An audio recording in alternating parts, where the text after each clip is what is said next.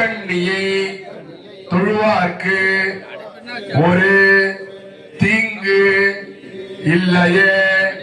கோமாதா மகாலட்சுமி நமோ நமः. அநேக கோடி பிரார்த்தனை பிரதட்சண மந்திர ஸ்தோத்திர மானசீக புஷ்பாஞ்சலிம் சமர்ப்பயாமி. எதுக்கு பசுமாட்டுக்கு பூஜை பண்றோம் அப்படின்னா 33 தேவர்கள் வந்து பசுமாட்டுல இருந்து எல்லாத்தையும் அருள் பாலிக்கிறாங்களாம்.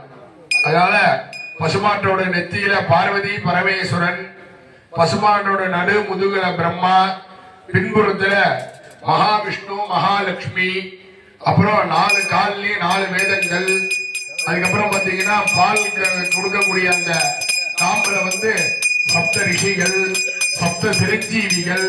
அதனால்தான் பால் அமிர்தமா இருக்கு. நம்ம காய்ச்சி டீ காபி அதெல்லாம் குடிச்சிட்டு இருக்கோம். அதே பால் எதுக்காக தனியா கொடுக்கறது, தன்னோட குட்டிக்காக கொடுக்கறது. அதை நம்ம எடுத்து நம்ம டீ காபி அதுல போட்டுட்டு இருக்கோம். அப்ப அதுல இருந்து நம்ம அதெல்லாம் பால்ல எடுத்து பால்ல இருந்து நெய் வெண்ணெய் கொழுப்பு எல்லாமே எடுத்து நம்ம சாப்பிட்டுட்டு இருக்கோம். அப்ப அதுக்கே நம்ம வணங்கி அதை ரொம்ப தொந்தரவுப்படுத்தாம இருக்கணும். மாடு சாப்பிட்டதுன்னா அதை அடிச்சு விரட்டுறோம். அதெல்லாம் செய்யக்கூடாது. மாடை துன்புறுத்த கூடாது. அதனாலதான் அதுல 33 தேவர்களும் வாசனம் செய்யறாங்க, உயிர் கொள்றாங்க அப்படின்னு சொல்லக்கூடியது. அதனால வீடு குடி போனாலும் சரி, எங்க ஒரு விசேஷமா இருந்தாலும் சரி, கோ பூஜை அப்படின்றது ரொம்ப விசேஷமானது. அதனாலதான் விவசாயம் பண்ற உங்களுக்கு ஒரு சூரிய பொங்கல், அப்புறம் இந்த விவசாயத்துக்கு உறுதுணையா இருக்கிறது மாட்டுக்கு ஒரு பொங்கல். அதனால பொங்கல் எதுக்கு 2 பொங்கல் வைக்கிறாங்க.